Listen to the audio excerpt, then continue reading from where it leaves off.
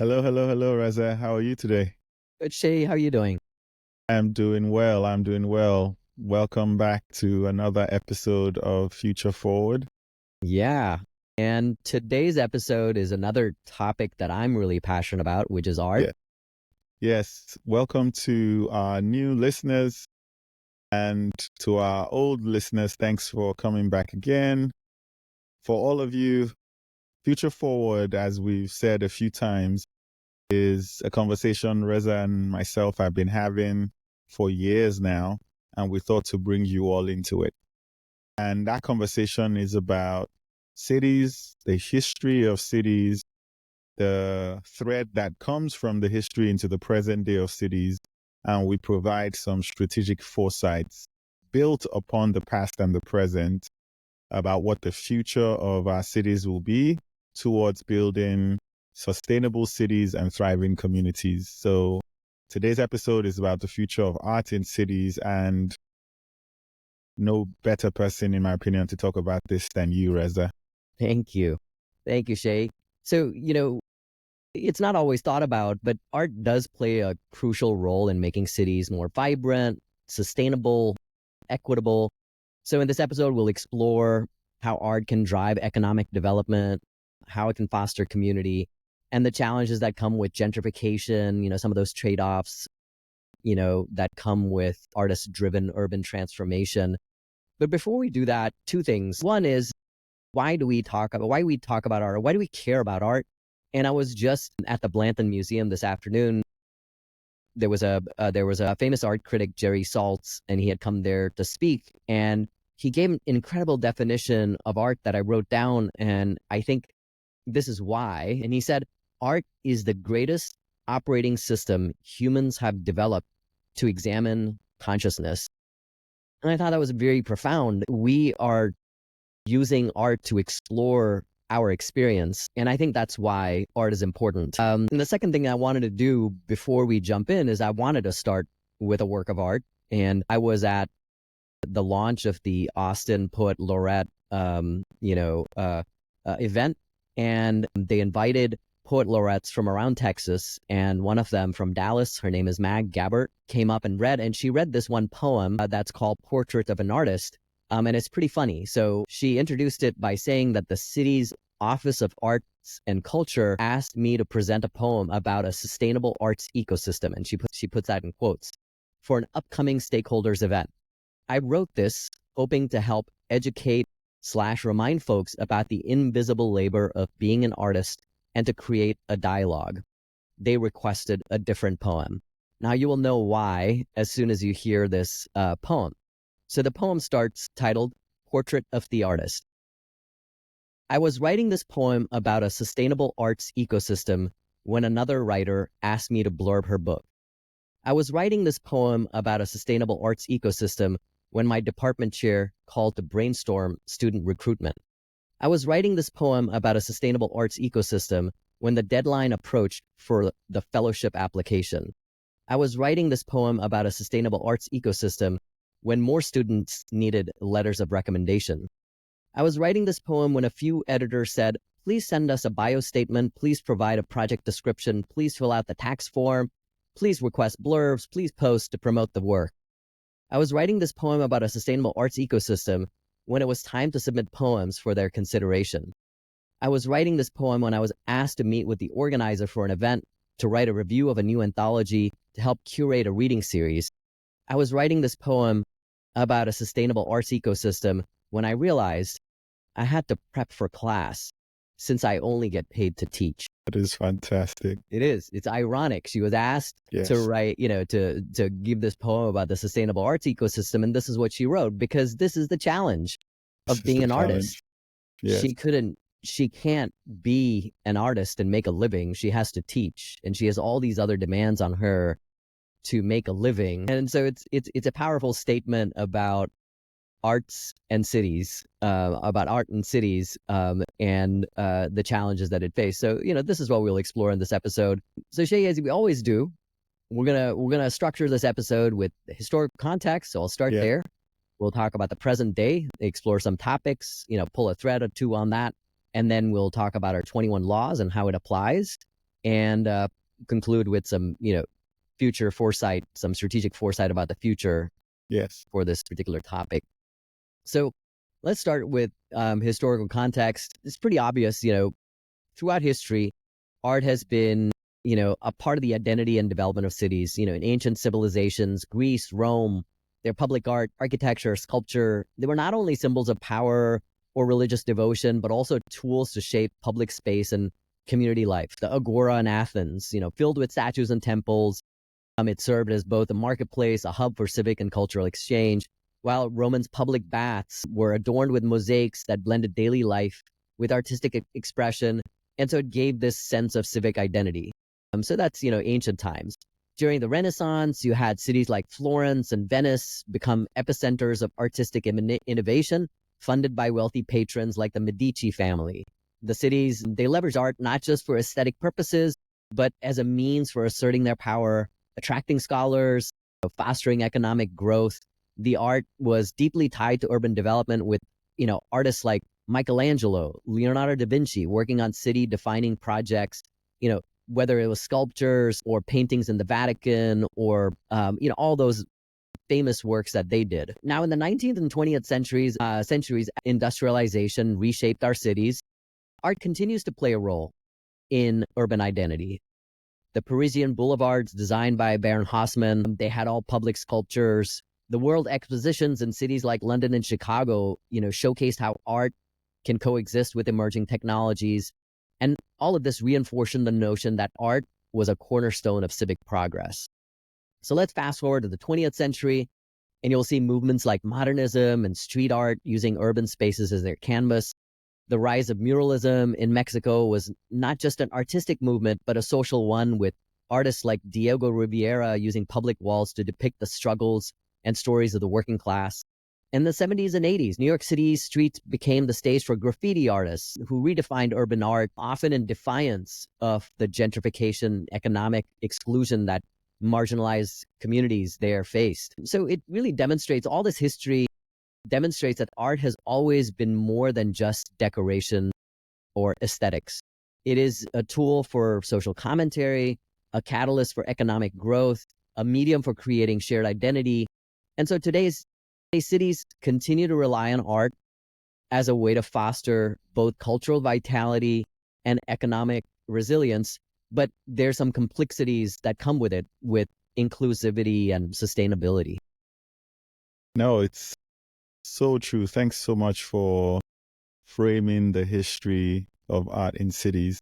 The quick sort of threads that came of it for me is when we think about some of our great cities from the past, we express their identity through the art that we still have from those times. There's this visual or musical representation, the past of those cities, that we look at in our present time to understand that past. It's this fascinating thread.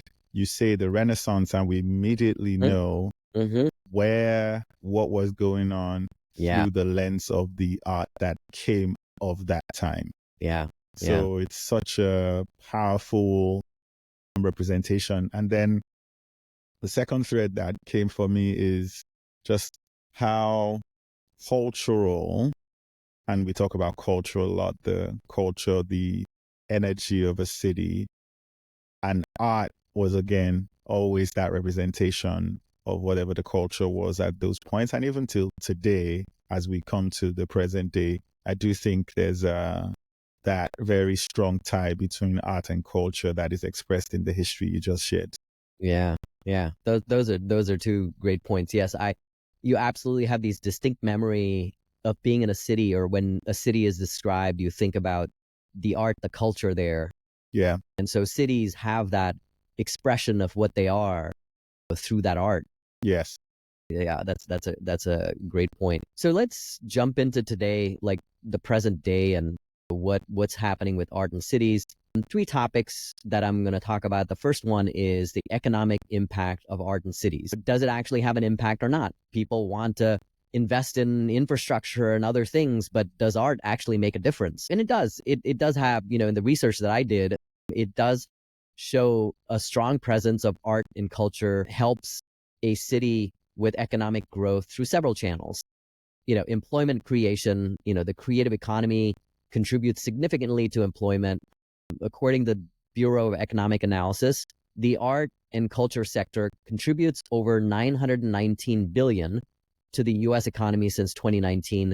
It represents 4.3% of the national GDP. And these are, these are direct employment in the arts, like galleries, theaters, museums, but they're indirect jobs created in hospitality, tourism, and retail. The other is one that you're very familiar with, and we've talked about before, urban innovation and creativity. Richard Florida's creative class theory points to how artistic and creative communities drive innovation and economic dynamism. So cities like Austin and Berlin have become hotbeds of tech and creative startups, in part because they attract artists and other creatives, fostering this environment that's ripe for innovation. We kind of touched on this when we talked about scale in the last episode, our top 5 books, because Jeffrey West talked about how cities drive innovation because all these people colliding into one another and ideas coming from it. And I think having creatives in that mix really helps with it. And Austin is an absolutely perfect example. And then the third point about this economic impact, the revitalization of urban areas. So artistic communities can help transform neighborhoods, turning neglected, underutilized spaces into thriving areas of economic activity. So an example is the Pearl District in Portland, Oregon. It evolved from a former industrial zone into a lively mixed-use neighborhood because of the appeal to artists and creative businesses. You have other examples like, Soho in New York, maybe a little longer time ago, but even today, East Austin has become more revitalized after artists came there. So yeah, maybe I'll pause over there, see if you want to pull any threads on that one. Yes, no, there's so many threads to pull, but I'll touch on one particular thread that ties both the economic and the third spaces idea that we talked about a few months ago. What is obvious to most people in cities is that the religious third spaces have stopped being as critical to the lives of their communities as they used to be. We saw this during the pandemic. People couldn't go to church. And so we started going to church, quote unquote, online. The pandemic ends. People can now start going back to churches, but those churches are no longer seeing the same number of attendees in services. In fact, and this ties to the story I will share about an experience we had in Dallas. 20 percentage points is what the drop has been in terms of church membership among Black adults. 20 percentage points. There was a story I read just earlier today, actually, about a church that used to have one of these Baptist churches central in the city that used to have about 3,000 people in the congregation, now has about 700, but only about 300 who show up for service. A few months ago, we went to Dallas. My wife's from Dallas. And in a particular popular part of the city for the Black residents of Dallas, I'll call them, Oak Cliff, the southeast of downtown Dallas, it's being gentrified, like many of these places are, and especially close to the downtown, the bustling downtowns, the areas around it are experiencing gentrification. Experience we had, we went to church, a Baptist church in Oak Cliff that has become an artist center. And so you walk into the church and on the pew are these tattoo artists, paintings and pictures and drawings and sculptures from artists around the city of Dallas being displayed in this space. You walk out, there's some performances, and for those who watch the video, you see some of the graffiti that is being put on the walls of the fence of the church. And there was so much activity and business going on in a space that has become still a third space, but does not have the economic or the religious energy it used to have.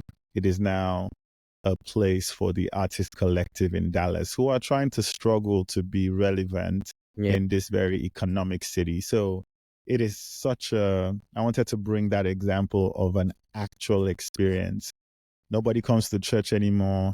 It's now a creative art center. Interesting. And you sort of touch on this topic lightly, which is the next thing that I'm going to talk about. Like, yes, art does have an economic impact, but now let's explore a trade-off, which is what we always do: art and gentrification. We have to balance the growth of the city with the equity that it also needs. And so as artistic communities move into urban areas, they often act as the first wave of gentrification, revitalizing that neighborhood, but also unintentionally, they displace the longtime residents due to rising costs.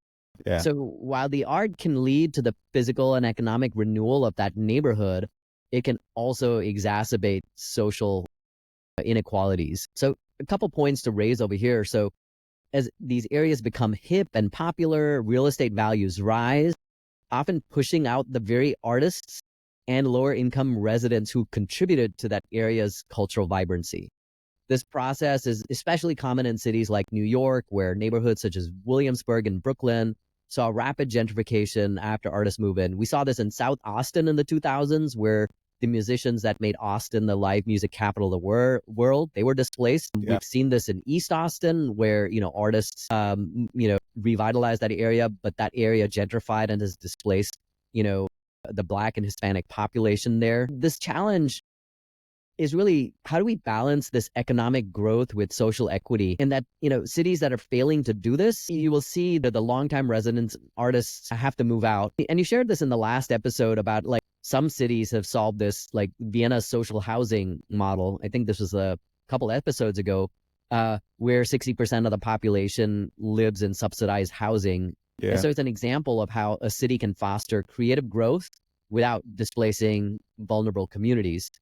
And then the last thing is, one about cultural commodification. There's a risk that the original cultural essence of the area is commodified. Instead of supporting authentic, community-driven artistic expression, these new developments might cater to tourists or wealthy newcomers, which can diminish the original essence or cultural value of that area. And I don't know what a good example, maybe Nashville, it clearly has cultural, things about music, but it's also become very much, kind of like entertainment, packaged up. So you feel that, that Nashville country vibe, but maybe not in the best way. Yeah. And that's such a good sort of set of examples of the risk cities run when the art comes in and the artists come in, and if we are not careful, lose the things that made the art happen in the first place. Yeah. You're so correct. Austin is experiencing that. There's this very good podcast by Audrey McGlinchey that focuses on how Austin has changed, and the title of the podcast is Growth Machine, where in some of the episodes she talks about some of what we've lost in the culture because of how we've become like every other city, the commodification that you're talking about. So definitely a recurring thing when a city's art becomes what it's known for, and then it becomes what starts to erode the original quirkiness of the city. Yeah. But there should be ways for these to be addressed, I hope. Yeah.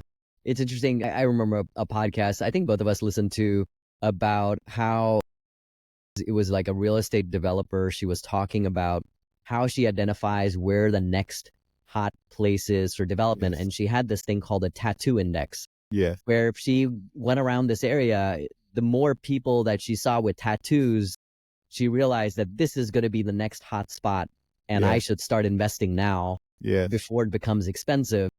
So it's this very unusual thing. Like, I feel very conflicted about it. Like, cities do need to thrive, cities do need to grow, they do need to develop, but some of it is in opposition to what made that city special in the first place, Yes. and you'll lose something. So You do. You do. I'll touch on one quick example that just popped to mind again for me. And we just moved to Austin. This was close to 10 years ago now. And someone introduced me to a wealthy tech executive who had sold his company in Austin, but had moved to the artistic part of San Antonio. Mm-hmm. And he'd bought these old spaces, the industrial sort of spaces, bought a few of them and was trying to convert it into this creative hub of activity. And I visited, was really cool. You saw a bunch of hackers, sculptors, tattooists, as you just said. But there was something very plastic is the word, and I don't think it's the right one, but there was something very plastic about it because they were trying to create this spark of art, Yeah. but we're going about it in this very formulaic way Yeah. that the soul of organic creative art was not there. Yeah. I spent a whole day there and I took the pictures, I saw the stuff, I met the people who were genuinely trying to do something, but that commodification that you said was literally evident in everything that they tried to create in this place. So I wonder if what we need to focus on, and I'm sure you'll touch on this, just this clear distinction between art that is the art of the city and the art that is to bring tourists, whatever it is, and just recognize the commercial nature of art in one sense and the organic nature of art for the soul of a city. Yeah. There's always that tension. Like, every artist feels that tension of, like, how do I do good artistic work and at the same time make a living? Yes. How can it be commercial? Because you do want to make a living. You do want people to love your work and pay you for it. So it's a difficult and cities, like, why art is good for cities. And this is very, very tangible example of the impact of public art on urban spaces, and give some examples. And public art really has a transformative effect on an urban space. The aesthetics, fostering community engagement, contributing to the social, cultural, economic vitality. And so, some specific examples, some of these we're very familiar with. Some of them are, interesting ones that, I haven't experienced yet. But the first one is Cloudgate, or the Bean in Chicago. I think everyone, that's very, very much a known one. Yes. This big reflective sculpture by Anish Kapoor in Millennial Park. I mean, it's really become one of Chicago's most iconic landmarks. I remember going to Chicago, and a couple years ago, and going there just specifically for that. And more than its aesthetic appeal, it just has this significant impact by attracting millions of visitors, including me, boosting tourism, local businesses. Its reflective surface invites interaction. So more people gather there, they take photos, they share their experiences. So they create this really vibrant social space, and you feel it when you're there. And more broadly, the whole Millennium Park's public art has contributed to Chicago's cultural identity. It's really revitalized that area, with a lot of impact with the foot traffic on nearby businesses and property values in that area. Yes. Chicago, for such a culturally vibrant city that has a lot of history, it is these public art exhibits that have come to now define Chicago for a lot of tourists, which is quite a fascinating thing to experience. We lived in Chicago for close to 8 years. You could almost see the transition because the bean became this. I distinctly remember you'd be meeting up with friends or friends from out of town who wanted to experience downtown, and we would say, let's meet at the bean. Yeah. Yeah. And we'd meet at the bean and then experience the rest of the city, Yeah. and a city that is rich, culturally vibrant, Yeah. with art across the city. But you picked a fantastic example in the bean as Yeah. a reflection of how much an artistic representation come to express the Yeah. soul of a city. Yeah.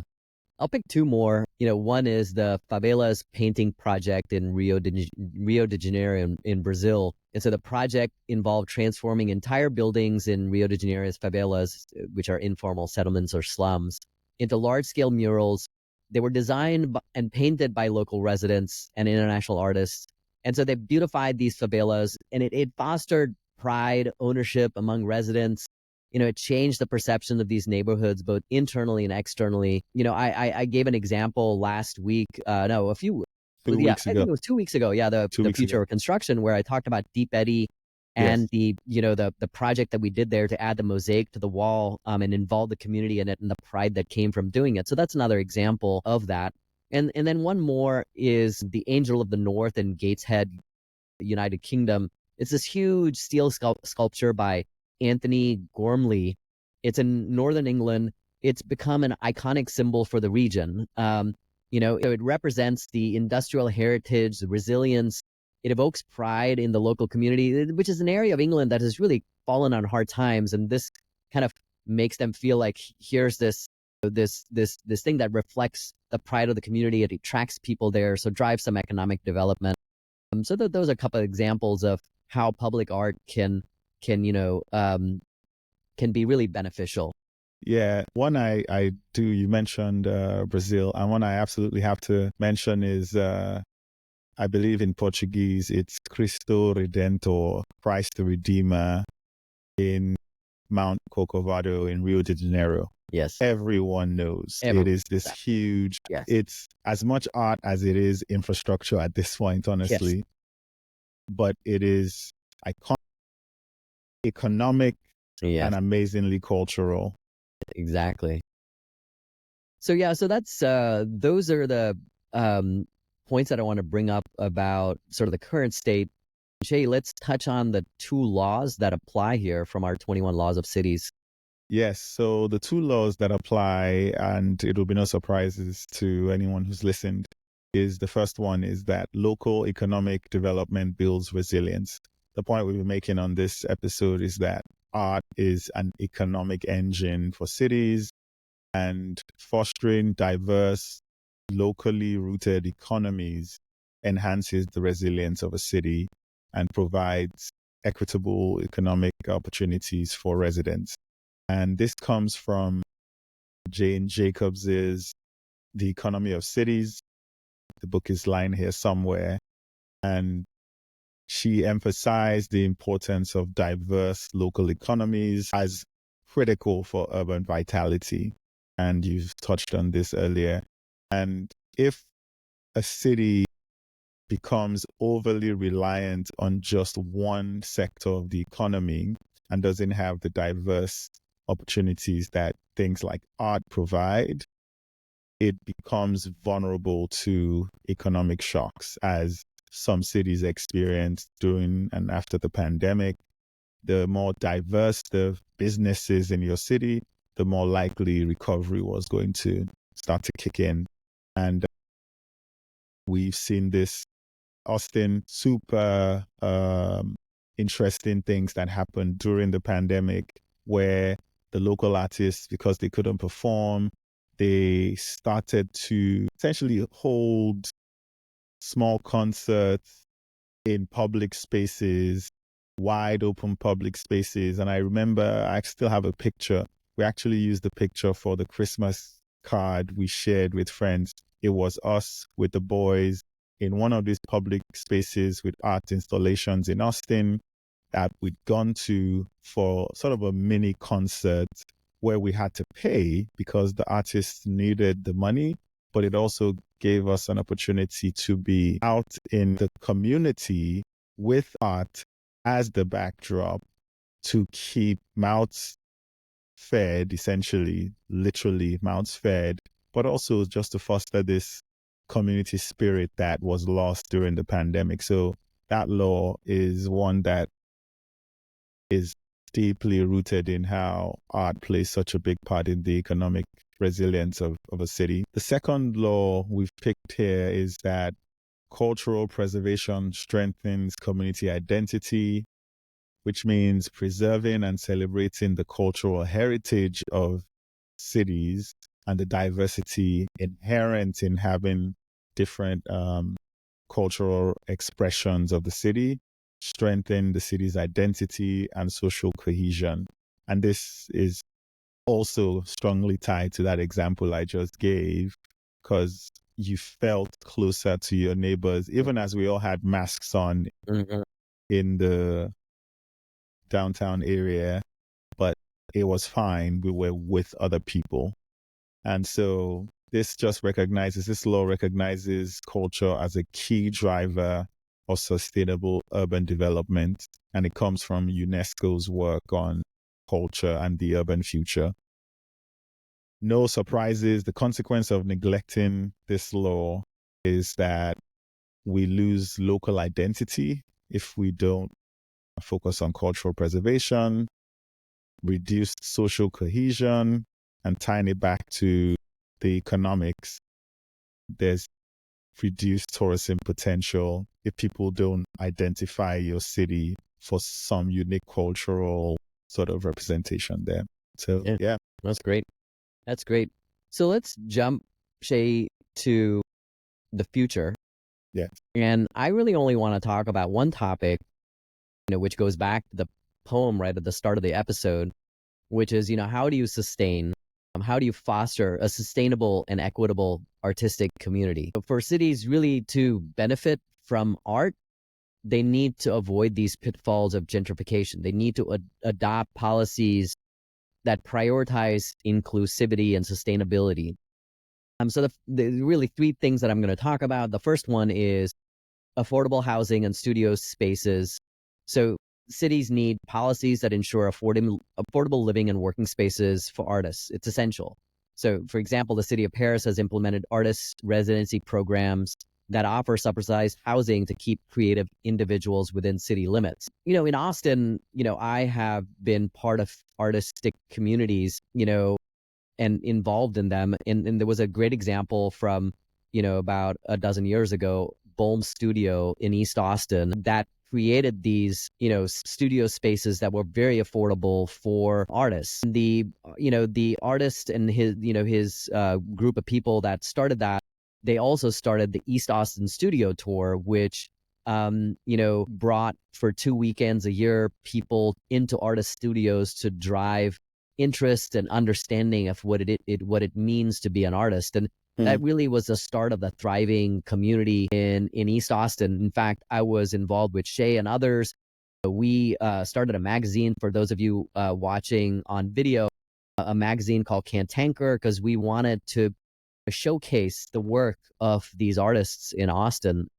There's a lot of work that we tried to do to create this sort of spaces and interest in art in Austin. So that's the first one. Shay, maybe a thread on that? Yes, we've lost that residency idea a lot, and I'm so glad you mentioned it. It was how art was maintained in the past. Yeah. And the thread that I pull from it is that as much as we can find that again and find and reclaim this idea that artists required sponsors. Yeah. That was how we got some of the best patrons. Yes. Yeah. And as much as we can just bring that patronage back to a certain extent, and not just for specific pieces of art for specific individuals, but to continue to foster cultural cultivation essentially in our cities, I think is the thread I pull from what you're saying. Yeah. Yeah. The second one is, about public art and placemaking. So cities need to invest in public art and create inclusive cultural experiences that benefits an entire community. It provides opportunity for local artists to participate in creating these pieces. So it benefits both the community as well as the artists. So public arts programs are really important. And I want to give the example of Austin's Art in Public Places program. It's one of the best in the country, I feel. It was established in 1985. It was the first municipal public art initiative in Texas. Go Austin. The program is designed to integrate art into the fabric of the city by allocating 2% of eligible capital improvement project budgets for the commissioning of public art. So every time we built a new water plant or whatever the big infrastructure project was, 2% was set aside for public art in that area around the city. So these funds supported local artists as well as national artists, occasionally international artists, to create site-specific works across city-owned spaces, whether it was on parks, libraries, airports, streetscapes. It has a big impact on Austin's urban landscape. It's transformed some spaces into cultural landmarks that reflect our city and its history and its values. And examples are Tau City by Joseph Cristofoletti. I hope I pronounced that right, which is the tallest public mural in Austin, and Meander Wings by Mark Fornes at the Austin Airport. You probably have seen it. So the artworks not only enhance the visual appeal of the surroundings, but it also fosters that community pride and engagement. The program emphasizes community involvement, sustainability. The artists engage with local neighborhoods to understand their priorities. They ensure that art is meaningful to the community that it serves. The city also works with artists to incorporate environmentally responsible methods and materials into design and fabrication of public arts. I just love this program. There's so many good things about it. The city has just found ways of weaving in so many things about the community, the artists, sustainability. So yeah, I think it's an important one for cities to consider for the future. It might seem like this small thing, but I think it's meaningful. Yes, in a time where it feels like we're reducing spend and diminishing the importance of art, especially public art, at the altar of just growth of the more hard and concrete infrastructure, and actually the more seemingly tangible educational paths at the expense of art. Initiatives like this that continue to encourage artists, it's of utmost importance nowadays. Yeah. The last one is, what we've already touched on, which is local economic development. It nurtures locally rooted creative industries. So, city needs to help find ways of supporting these galleries, theaters, festivals, and it helps build resilience and economic diversity. So it should try to invest in the cultural heritage, the traditions of the city to really strengthen our community identity. Of course, we have like really big events in Austin, like the ACL Music Festival, but it's not just that, it's the smaller venues that matter. Yes. So one of the things that I was involved in many years ago was Salvage Vanguard Theater. It was a nonprofit theater run by my friend Jason Newlander. And, one of the things that we didn't have a space to put on our theater works. It was all new American theater by new writers, nothing old, everything new. And we found a warehouse in Manor Road in East Austin. We spent a bunch of money to sort of make it into this a little bit of a ragtag theater. It was not totally perfect, but just good enough. And for many years, that was our home. And then the rent went up and we couldn't stay there anymore. And so we're booted out. And Salvage Vanguard Theater no longer has a home, but it was this space that was not just for the theater, but we invited all these other artistic groups to be able to rent the space at affordable prices. So it was experimental music, improv, other theaters, other performance artists. It was like a mini art gallery. It was this amazing space that, every weekend there was something vibrant going on over there, bringing the community together. And so it's a shame when you lose something like that. And so cities have to find ways of supporting even that type of, at that level of helping arts and those artistic communities and organizations thrive. That is such a good point, because art, as we've proven on this episode, is so intrinsically tied to just community, third spaces, and the economy of cities. Yeah. So thanks for Yeah. pulling Yeah. those three thoughts together. Yeah. No, thanks for bringing up those 3 points. So call to action. I think it's a very, very clear call to action. I want you to take time to go to an artistic event that you have never been to. And if you do it once, do it multiple times. Pay for it, support the artist, whether it's theater, whether it's a gallery, whether it's music, whatever it is, go out in your city, support those artists, be with the community as you enjoy that art. And I know your city will be better for it. That is awesome. And that is the end, but we have mailbag this week, Reza. Yeah, we have a great mailbag. One of our frequent listeners, Carolyn. So our call to action last time was, if you have a book that you can recommend to us about cities, we will give you one of the books that we talked about last week of the top 5 books on cities. That is still open. That call to action is still open. If you have any books that you would recommend to us, you can pick one of the books and I will send it to you. So Carolyn recommended The Power Broker by Robert Caro. And she got a copy of Scale. She has been looking forward to reading it for a long time. And she said, you mention often on the podcast how cities grow organically and they're the sum of the people that populate them. But there are times when one person or one event can have an outsized impact on a city's development, like Hurricane Katrina from New Orleans. And Moses was definitely that for New York City, as you alluded to in the show. And we brought up Robert Moses, multiple times. So it's a great point. So thank you, and Carol. it's a great book recommendation as well. For those who haven't read it, it is a tome. I will confess I haven't finished it. The copy is, again, somewhere around here. I will. I'm pretty certain I will. But as much as, Carolyn, we truly appreciate you sharing the mailbag. Robert Moses was an outsized figure. And interestingly, I was driving back from a soccer game with my boys and I decided to listen to public radio. And Robert Caro was being interviewed on the show just this afternoon. So it was meant to, the synchronicity with our listeners is quite astonishing. Yeah, that's awesome. Well, Shay, it was a lot of fun doing this episode. Yes. Thank you for everyone that's listening. Please rate and review. That helps people find us, like and subscribe. And as always, share this episode with someone that you love that will enjoy it. Every week we keep growing. And so thank you for sharing the show. Look forward to sharing another topic on cities next time. Yes. Thanks so much. Until next time, we'll see you soon. Bye.